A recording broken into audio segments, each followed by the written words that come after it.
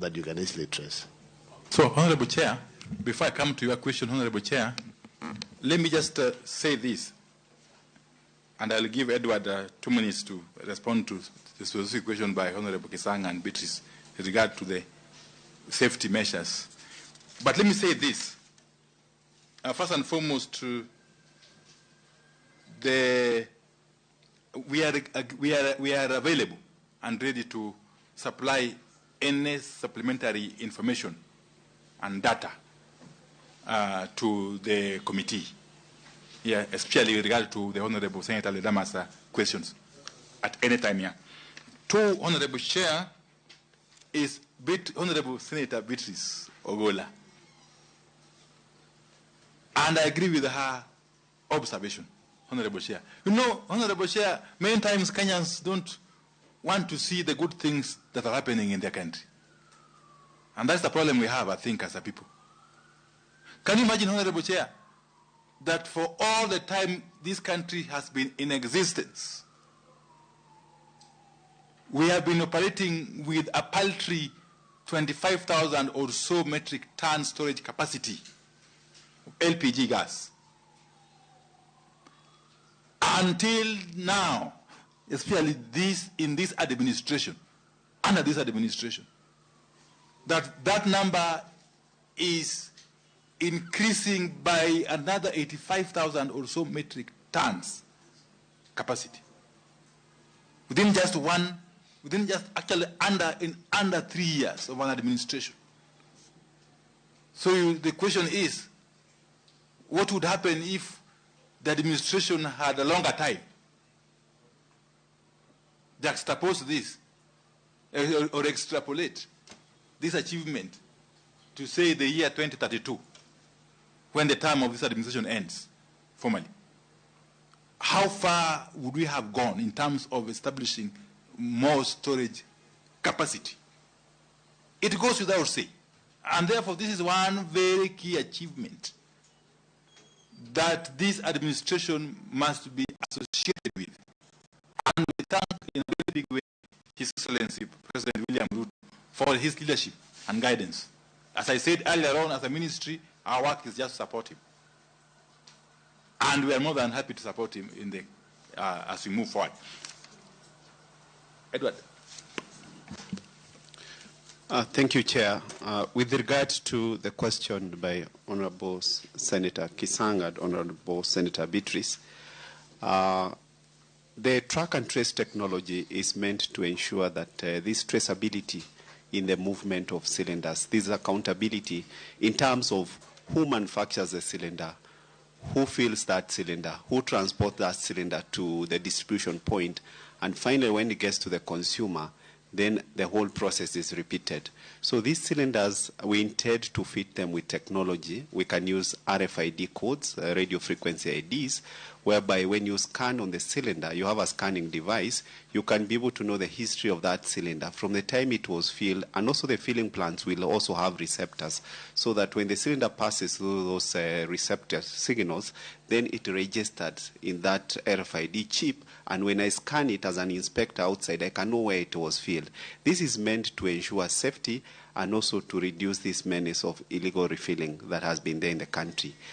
In terms of the cylinders meeting the standards, Honorable Chair, as my CS has mentioned, there are pre-qualified firms that have recently been put on the list, and these companies are meant to produce cylinders that meet the standards, the international standards that we have. So we want to control the process from the point of manufacture of the cylinder all the way to the consumer. Thank you. Mr. Chairman, just allow me to say one quick thing, which is my final point. Cabinet Secretary, you know I shoot straight from the hip, and nothing changes that. The way you presented your responses here, it's utopian, and it shows that there's no seriousness in terms of trying to make sure that this project works. I want to request that when you go back, look at the responses, give us more detailed responses in line with your submissions, so that we can have something that we can look forward to tomorrow. But as the way they are right now, I'm concerned that this will still be another bottomless pit or hole like NOC. So to avoid all that issue, let's try to make sure that we have something that we can take home. Thank you, Mr. Chairman. Then to answer your question on the security of supply, or the supply situation of petroleum products. Honorable Chair, I think it is now common knowledge that there is unrest in the Gulf. And that unrest has interfered with the free flow of goods and services globally, and especially the movement of petroleum products, and particularly through the Strait of Hormuz, okay, which lies between, of course, Iran and Oman to the south. As has been said many times, that Strait of Hormuz enables the movement of about 20% of the world petroleum products requirement. Honorable Chair, but again, let me say this from the outset, and thank His Excellency the President for his foresight.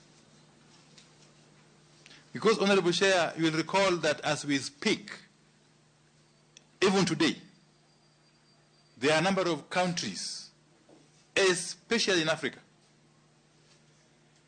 which have run out of petroleum products. And even in those countries where there are still some quantities of these products, there are endless queues of vehicles in petrol stations all over. And this spectacle actually extends beyond Africa. And yet in Kenya, we have not had any incident of a stockout since the crisis began, because the records are there to speak for themselves. We have seen no queue in any petrol station. Even inside the Batwana, I went to fuel my small car, Honorable Chair, personally. I just went in, drove in, and there was even no waiting. I fell and left. Okay? And that is the case everywhere in the country. So, Honorable Chair, what I'm saying in short is that the government-to-government petroleum products supply framework has proved itself to be robust, to be watertight, and to be able to withstand any kind of shock. That is what has enabled us to be where we are. And as I conclude, Honorable Chair,